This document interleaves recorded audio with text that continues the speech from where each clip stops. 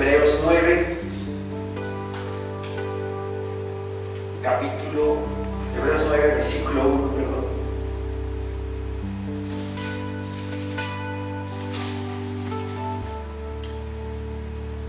Les pido ahora sus Biblias en Hebreos 9, versículo 1. Dice nuestro Señor en su palabra bendita: ahora bien, aún el primer pacto tenía ordenanzas de culto y un sacerdocio terrenal. ¿Sí? Un santuario terrenal y ordenanzas de culto. Pero menciona el primer pacto. ¿Cuál era el primer pacto? El Antiguo Testamento. ¿Sí? El Antiguo Testamento tenía ordenanzas de culto y un santuario terrenal. Este es el santuario terrenal. El primer santuario terrenal que existió fue en el desierto. Luego vino el templo hecho por Salomón. Fue destruido, fue reconstruido por Zorobabel, por Josué, sacerdote, y luego el rey Herodes en su tiempo lo restauró. ¿Sí? Todo eso en el Antiguo Testamento. Y dice la palabra del Señor: porque el tabernáculo estaba dispuesto así. En la primera parte, llamada el lugar santo, estaban el candelabro, ¿verdad? El candelabro, la mesa y los panes de la proposición. La mesa y los panes de la proposición. ¿Sí? Tras el segundo velo estaba la parte del tabernáculo llamada el lugar santísimo. ¿Sí? Había un velo, ¿verdad?, que separaba el lugar santo del lugar santísimo, el cual, dice, tenía un incensario de oro y el arca del pacto cubierta de oro por todas partes, en la que estaba una urna de oro que contenía el maná, la vara de Aarón que reverdeció y las tablas del pacto. ¿Sí? Aquí en el versículo 4 dice que tenía un incensario de oro y el arca del pacto. Sabemos nosotros que en el lugar santo estaban ubicados el candelabro, la mesa de los panes y el altar del incienso. ¿Sí? Y en el lugar santísimo solamente el arca de la alianza, donde mi Señor Dios se manifestaba, donde la Shekinah de Dios bajaba y hablaba con Moisés entre los dos querubines, en el propiciatorio. La palabra propiciatorio viene de propicio, de propiciar un encuentro, un lugar. Pero aquí en el libro de Hebreos dice que en la segunda parte estaba el arca de la alianza y el incensario. Podríamos decir, bueno, pero no checa, ¿por qué dice eso la Biblia si sabemos que el altar del incienso está en el lugar santo? ¿Sí? Tiene una razón. ¿Sí? Se sabe que el altar del incienso estaba en el lugar santo. Aquí el escritor de Hebreos comenta que el incensario estaba en el lugar santísimo, ya que en Yom Kippur, en la fiesta de Yom Kippur, el día del perdón, el sumo sacerdote llevaba el incienso del lugar santo al santísimo por medio del incensario. ¿Sí? Por medio del incensario. Aquí tengo una imagen de ese hecho, donde el sumo sacerdote está con el incensario. Permítame tantito.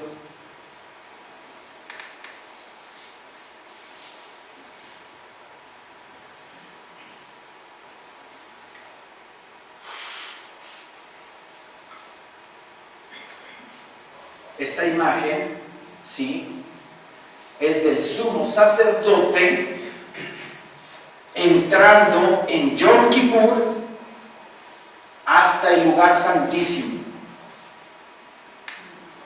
Aquí se ve el incensario. Este es el incensario. No es lo mismo el altar del incienso que el incensario. El incensario se utilizaba una vez al año, en Yom Kippur también, donde con esta pala o este incensario sacaba carbones ardiendo del altar del holocausto, los llevaba y los metía al lugar santo, ponía el incienso, entraba al lugar santísimo y ofrecía incienso al Señor. ¿Qué representa el incienso? La oración, la intercesión, ¿verdad? La intercesión del sumo sacerdote por el pueblo, para el perdón de sus pecados y de los pecados del pueblo. Por eso el sumo sacerdote en Yom Kippur entraba hasta el lugar santísimo para purificarlo, dice la palabra, todo. Por sus pecados, los de su familia y los del pueblo entero. Por eso el escritor de Hebreos habla de que el incensario está en el lugar santísimo, porque está refiriéndose a la fiesta de Yom Kippur, ¿sí? Hace 2 días en Israel se celebró la fiesta del Yom Kippur. La tarde del domingo 27 y lunes 28 fue la fiesta de Yom Kippur. Fiesta importantísima para el pueblo judío, ¿sí? Recuerden que 10 días antes se celebró Rosh Hashanah, el año nuevo judío, el 18 de septiembre se dio el Rosh Hashanah, el año nuevo judío, y a los 10 días, como dice la palabra de Dios en Levítico 23, se celebra Yom Kippur. Y después, 5 días después, perdón por la redundancia, la fiesta de los tabernáculos. Fiesta importantísima, el Yom Kippur. Como lo dije, no sé si en el culto anterior o en el instituto bíblico, qué casualidad que encierran al pueblo judío, ¿verdad?, por la pandemia, en Yom Kippur, la fiesta solemne de los judíos. Hay 7 fiestas solemnes, pero de esas 7 fiestas solemnes, la más importante es Yom Kippur, el día del perdón. Y está encerrado el pueblo de Israel, está confinado el pueblo de Israel en ese momento. Vienen tabernáculos y también los van a estar encerrados. También van a estar encerrados, ¿sí? Entonces, por esa razón, se habla del incensario, un instrumento que se usaba para llevar el incienso y el humo del incienso en forma de intercesión a Dios, pidiendo por el sumo sacerdote y el pueblo, ¿sí? Versículo 5 dice: y sobre los querubines, vamos a repetir el 4, el cual tenía un incensario de oro y el arca del pacto cubierta de oro por todas partes, en la que estaba una urna de oro que contenía el maná, la vara de Aarón que reverdeció y las tablas del pacto que contenía el maná, ¿verdad? El maná, el pan que sostuvo al pueblo de Israel durante 40 años en el desierto. el alimento que sostuvo al pueblo de Israel. La vara de Aarón que reverdeció, confirmando con esa vara el sacerdocio levítico de Aarón y sus descendientes. Y también los 10 mandamientos, las tablas de la ley en esa arca. Versículo 5 dice: y sobre ella los querubines de gloria que cubrían el propiciatorio. Acá arriba se ven los querubines de gloria cubriendo el propiciatorio, donde Dios se manifestaba con su Shekinah, con su nube de gloria, ahí en el lugar santísimo. Y así dispuestas estas cosas, en la primera parte del tabernáculo entran los sacerdotes continuamente para cumplir los oficios del culto, ¿sí? Los oficios del culto. Pero en la segunda parte, solo el sumo sacerdote una vez al año, no sin sangre, o sea, con sangre, la cual ofrece por sí mismo y por los pecados de ignorancia del pueblo. Aquí está hablando el autor de Hebreos de la fiesta de Yom Kippur, una vez al año, y no sin sangre. Tenían que entrar con sangre, ¿sí? Primero, en Yom Kippur, untaban la sangre en el altar del incienso, en los cuernos del altar del incienso, y luego entraba al lugar santísimo y la sangre de los animales era rociada en el propiciatorio para expiación de los pecados del pueblo. ¿Sí? Vamos a Levítico capítulo 16, por favor. Levítico capítulo 16.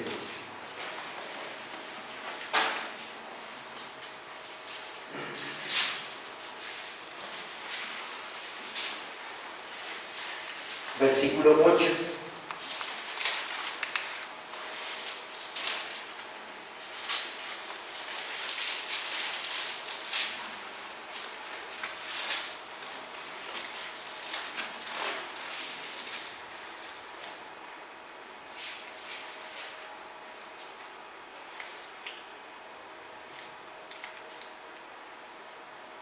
Amén, hermanos. Amén. Dice la palabra de nuestro Señor. Vamos a leer desde el versículo 7.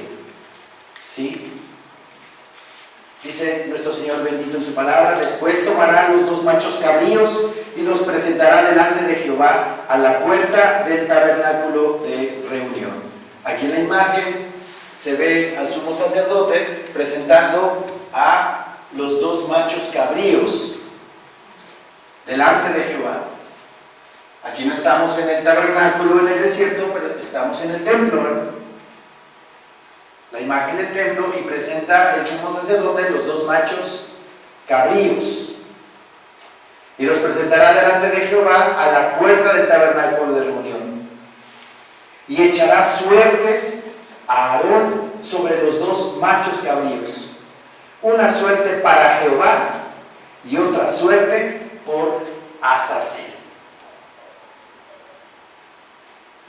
Echará suerte, sabemos que eran 2 piedrecitas, ¿sí?, que las aventaban al aire, y una suerte era por Jehová y la otra suerte era por Azazel. ¿Sí? ¿Qué quiere decir esto? Que uno de los machos cabríos iba a ser ofrecido a Jehová para expiación de los pecados, y el otro iba a ser ofrecido a Azazel. ¿Qué significa la palabra Azazel? Chivo expiatorio. Chivo expiatorio. Un animal que no tenía la culpa de nada, pero está pagando la culpa de otros. Muy conocido ya en el mundo de la abogacía, chivos expiatorios, y en política, todo eso. alguien que no tiene la culpa, pero lo agarran y ¡pum! Te voy a echar la culpa de esto, te voy a echar la culpa del otro, ¿no? Entonces ese animal inocente es un chivo expiatorio. Y ese chivo expiatorio, como dice aquí la palabra, versículo 9, y hará traer a luz del macho cabrío sobre el cual cayere la suerte por Jehová, y lo ofrecerá en expiación. Se va a ser quemado en el altar del holocausto y va a ser ofrecido por expiación. Mas el macho cabrío sobre el cual cayere la suerte por Azazel, lo presentará vivo delante de Jehová para hacer la reconciliación sobre él, para enviarlo a Azazel al desierto. Hay que poner mucha atención porque uno de los machos cabríos es para expiación, ofrecido a Jehová, y el otro es para reconciliación. Y lo mandan al desierto. Lo mandan al desierto, vagando. Cuando era el tabernáculo, lo soltaban en el desierto lo más lejos posible. Y ahí, en el desierto, pues obviamente con el paso del tiempo moría ese macho cabrío. Pero cuando ya estaba el templo edificado,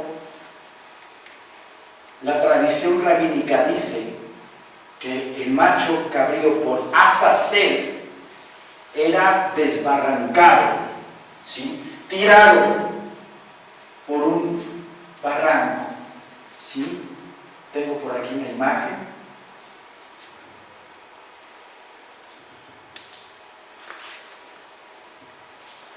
Permítanme. Ese chivo expiatorio, ¿sí?, es una analogía también a nuestro Señor Jesucristo. Recuerden que toda figura del tabernáculo tiene su sombra y figura de Cristo Jesús, nuestro Señor, ¿sí?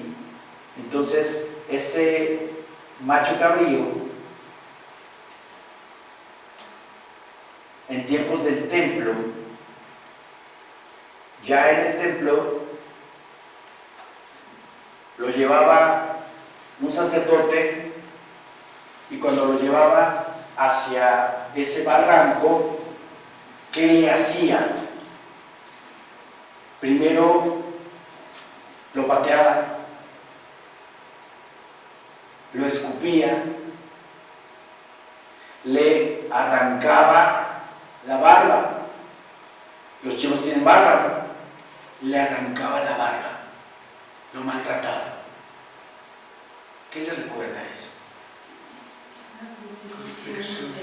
Nuestro Señor Jesucristo, en su pasión, en ese jueves de la última cena, cuando lo aprenden, cuando lo entregan, cuando lo someten a un juicio ilegal, lo escupen, le pegan, lo latiguean y le arrancan la barba. Así lo dice Isaías, ¿sí? Ya después de que hacía eso, para esto, ¿qué hacía el sacerdote? Le imponía la mano, ¿verdad? Le imponía la mano al animal, pasándole sus pecados a este ser inocente, a este chivo expiatorio. Si ustedes ven, este chivo tiene un listón de color grana, de color de grana, ¿sí? Voy a agrandar la imagen para que lo vean, ¿sí? Aquí tiene un listón color rojo. Ese color rojo pues representa el pecado, ¿eh? Representa el pecado, y así después de que se le imponía la mano, lo mandaban al desierto, ¿sí? Ahora,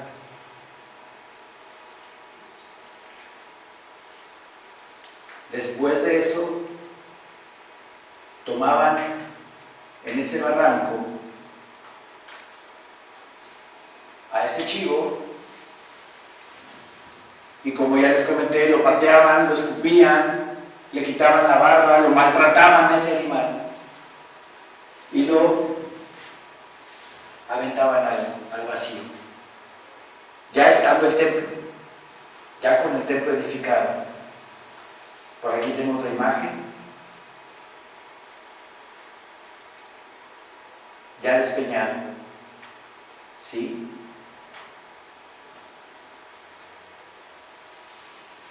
Lo avientan, lo tiran al vacío.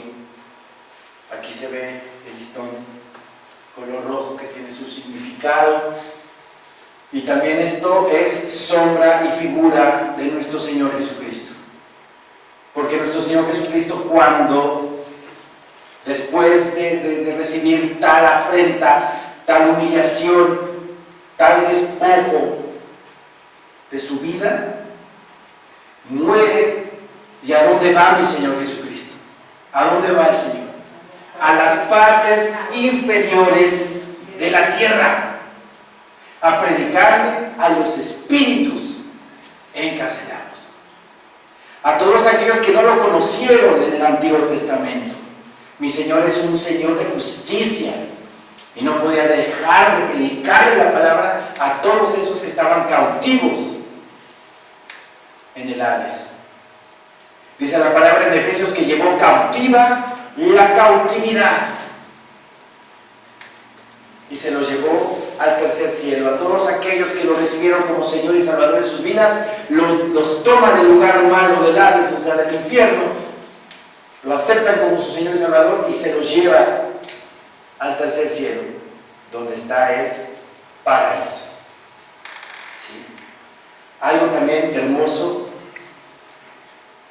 es de que este chivo expiatorio, este listón de grana que recibía, que tenía el chivo, también en el templo, en la parte frontal, en la fachada del templo, había un listón colgado también en una de las columnas.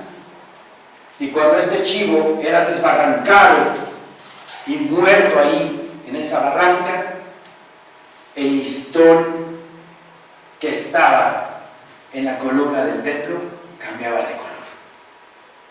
Cambiaba de color. De color rojo a color blanco. ¿Sí? ¿Qué representaba eso? La purificación de sus pecados, la purificación de ellos. ¿Qué nos quiere decir? La palabra en Isaías 1:18 dice: venid luego, dice Jehová, y estemos a cuenta. Si vuestros pecados fueren como la grana, como la nieve, serán emblanquecidos. Si fueren rojos como el carmesí, vendrán a ser como blanca lana. Como blanca lana. Promesa bendita de nuestro Señor Dios. ¿Sí? Ahí ya estaba representando mi Señor lo que iba a acontecer más adelante. Cada uno de nosotros recibiéndolo como nuestro único Señor y suficiente Salvador de nuestras vidas. Teníamos infinidad de listones color rojo en nuestro ser, en nuestra alma. Pero nos acercamos a la cruz, nos acercamos a Cristo. Y si mis pecados fueren como la grana, como la nieve, serán emblanquecidos. Y cada uno de nosotros ya están emblanquecidos nuestros pecados. Amén. Y no me acordaré más de vuestros pecados, dice el Señor bendito. ¿Sí? Después de que murió mi Señor Jesucristo, ¿qué fue lo que pasó? Siguieron haciendo su Yom Kippur, siguieron haciendo sus fiestas solemnes. Y cuando ponían ese listón en ese animal y lo sacaban al desierto, y ese listón lo ponían en el templo, antes de la invasión, ¿verdad?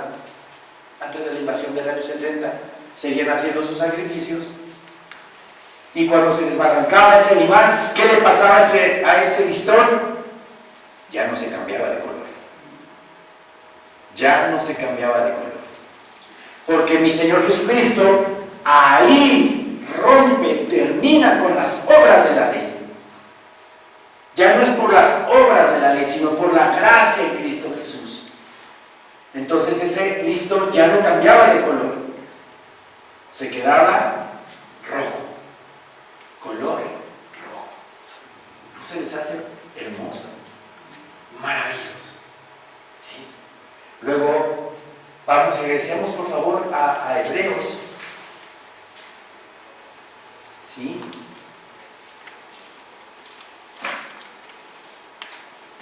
Dice nuestro Señor en su palabra, versículo 7, pero la segunda parte solo el sumo sacerdote una vez al año, no sin sangre, la cual ofrece por sí mismo y por los pecados de ignorancia del pueblo, dando el Espíritu Santo a entender, con esto que aún no se había manifestado, el camino al lugar santísimo. Todavía no se había manifestado el camino al lugar santísimo. ¿Sí? Voy a regresar la imagen del tabernáculo.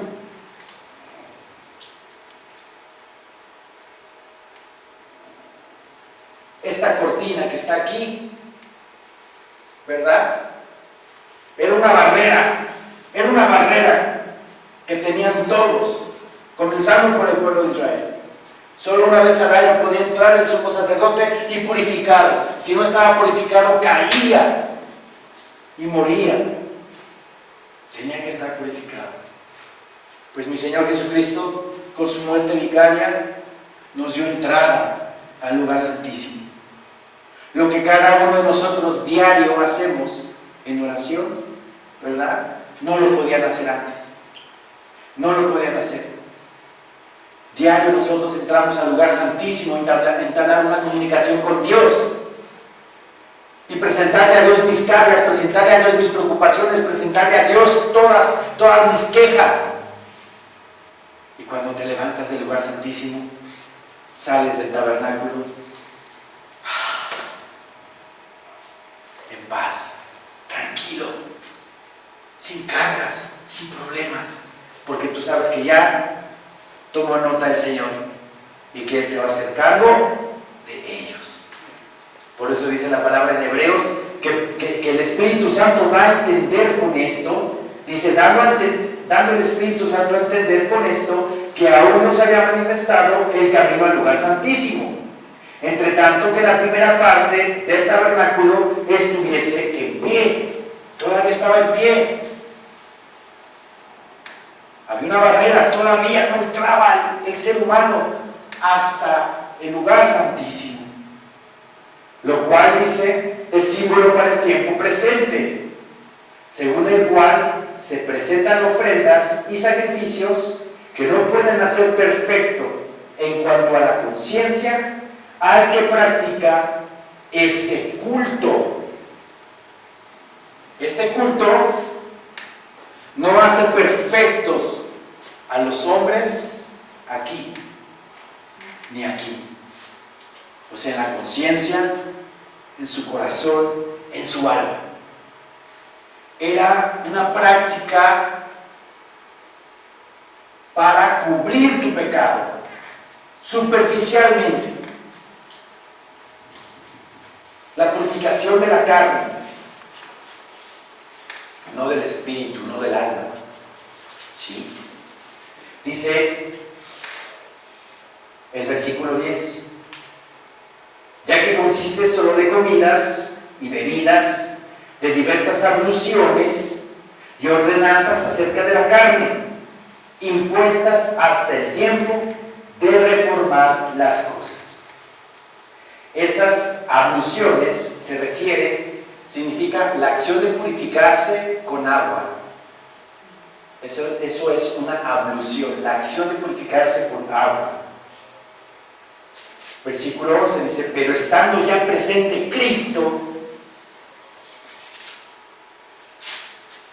sumo sacerdote de los bienes venideros, por el más amplio y más perfecto tabernáculo, no hecho de manos, es decir, no de esta creación. ¿Sí? Si volvemos a leer el versículo 10, ¿qué nos dice el Señor? Ya que consiste solo de comidas y bebidas, de diversas abluciones y ordenanzas acerca del alma y el espíritu. ¿Dice así? No, de la carne. De la carne. De la carne. Eran rituales religiosos exteriores para cumplir una ordenanza de culto, pero que no cubrían, no restauraban tu alma, tu espíritu. ¿Sí? Era algo religioso. Ya que consiste, dice, solo de comidas y bebidas, de diversas abluciones y ordenanzas acerca de la carne, impuestas hasta el tiempo de reformar las cosas. O sea, fueron temporales, eran temporales, no podían seguir por los siglos de los siglos. Yo aquí apunté algo, dice, las ordenanzas levíticas regulaban las acciones visibles, lo exterior, sin cambiar al ser humano en su interior. Por eso dice ordenanzas acerca de la carne, de lo visible, de lo que se ve, pero el interior seguía igual. Los pensamientos de las personas seguían igual, no cambiaban. Versículo 11 dice, pero estando ya presente Cristo, sumo sacerdote de los bienes venideros, por el más amplio y más perfecto tabernáculo, no hecho de manos, es decir, no de esta creación. ¿Qué ofreció el Señor Jesús?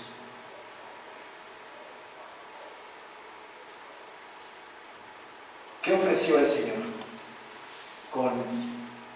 con ese sacrificio? Ofreció su tabernáculo, ¿no?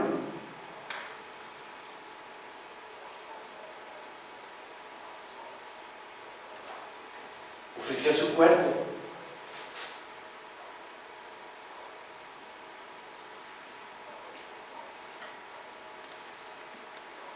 Él ofreció su vida. Sí.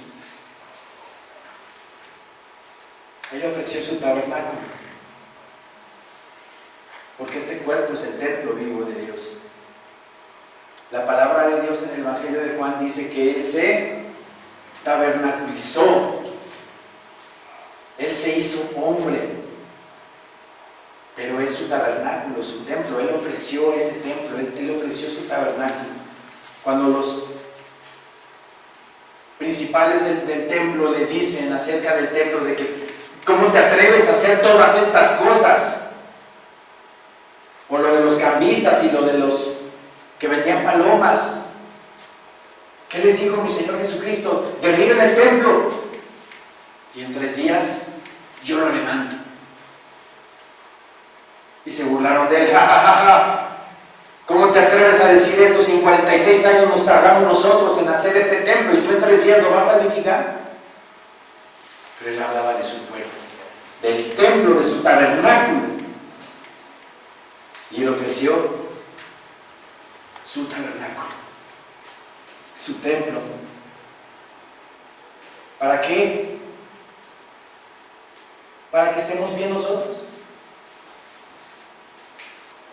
para que vivamos en plenitud, para que tengamos ya acceso a Dios, para que ya tengamos comunión con el Señor. Porque antes éramos enemigos. Por eso Hebreos dice, Hebreos 11, pero estando ya presente Cristo, sumo sacerdote de los bienes venideros, por el más amplio y más perfecto tabernáculo, no hecho de manos, es decir, no de esta creación. Y no por sangre de machos cabríos ni de becerros, no por la sangre de sus animales, sino por su propia sangre. Por su propia sangre. Esta escena es muy parecida a la realidad. ¿Sí? Esta escena. Sino por su propia sangre. El Cordero de Dios ofreciendo su tabernáculo, su templo, para expiación de los pecados del mundo. No por sangre de machos cabríos, dice la palabra, ni de becerros, sino por su propia sangre entró una vez para siempre. ¿En dónde? En el lugar santísimo. Entró una sola vez y para siempre al lugar santísimo, habiendo obtenido eterna redención. Y esa misma eterna redención es la que nosotros tenemos. Ya no tenemos que traer al macho cabrío aquí, ya no tenemos que traer el cordero, ya no tenemos que traer el becerro, ya no tenemos que traer el carnero para ser puesto en holocausto. Él se ofreció y Él dijo: yo me ofrezco por toda la humanidad, porque de tal manera amó Dios al mundo que ha dado a su Hijo unigénito, para que todo aquel que en Él cree no se pierda, mas tenga vida eterna. Porque Dios no envió a su Hijo al mundo para condenar al mundo, sino para que el mundo sea salvo por Él.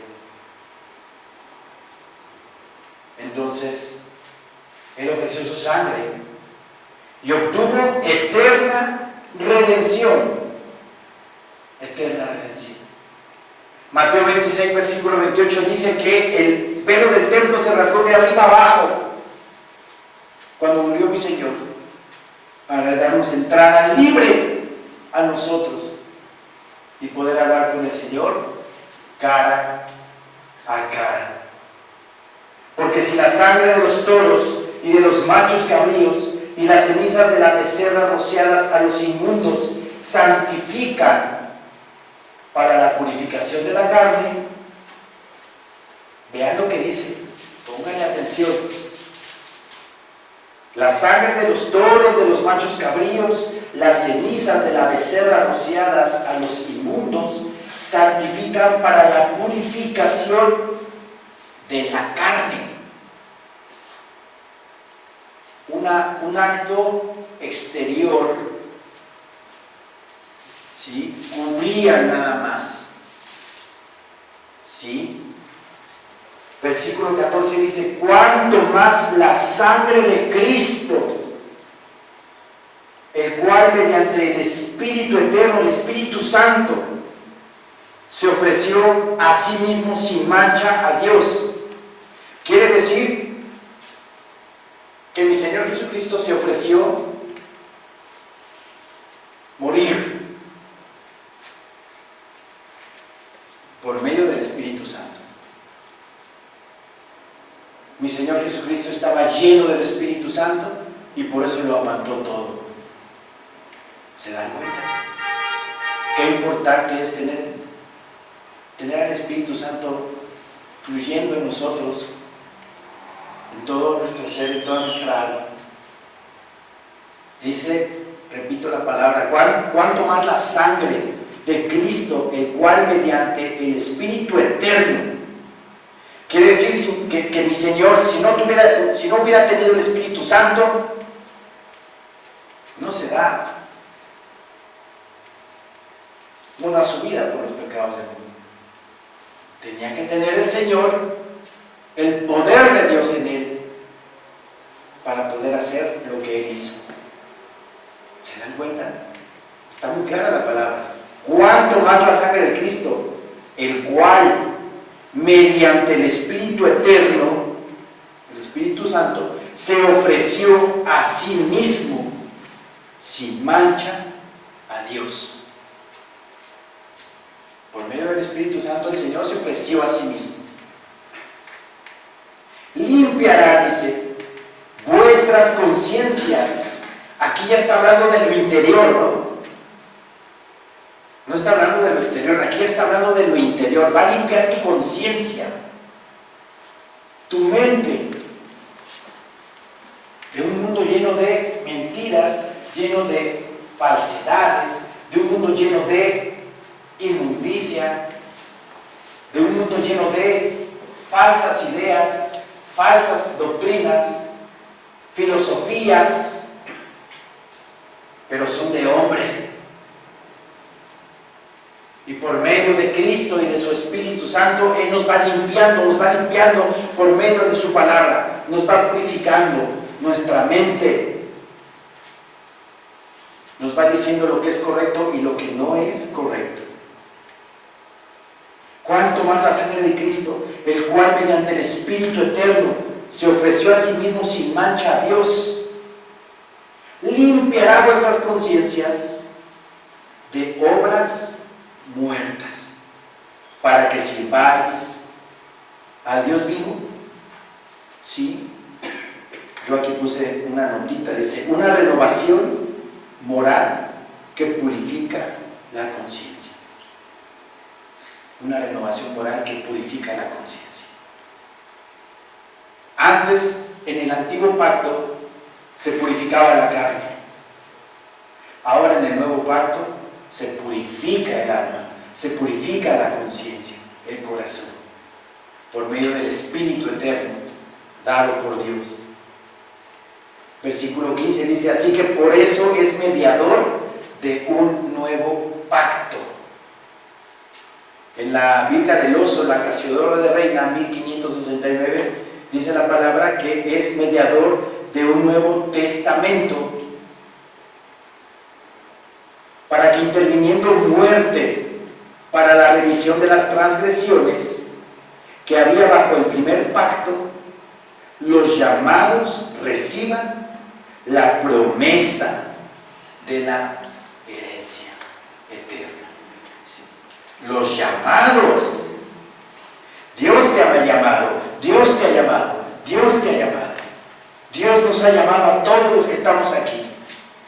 Nos ha llamado para vivir eternidad, para amarlo correctamente, para adorarlo correctamente. ¿Sí? Repito, el 15, así que por eso es mediador de un nuevo pacto, para que interviniendo muerte para la remisión de las transgresiones que había bajo el primer pacto, los llamados, bendito sea el Señor, hermano. Amén. Amén. Porque somos llamados. Amén. Somos llamados a una vida eterna. Los llamados reciban la promesa de la herencia eterna. De la herencia eterna. Ya para terminar, vamos a Gálatas 3, por favor.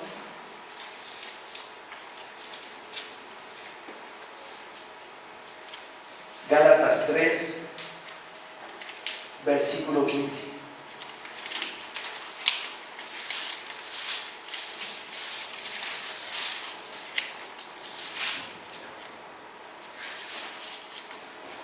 Gálatas 3:15 dice nuestro Señor en su palabra: hermanos, hablo en términos humanos, un pacto, aunque sea de hombre, una vez ratificado, nadie lo invalida ni le añade. Ahora bien, a Abraham fueron hechas las promesas y a su simiente, dice, dice ya las simientes, como si hablase de muchos, sino como de uno, y a tu simiente, la cual es Cristo. Amén. La cual es Cristo. ¿Sí?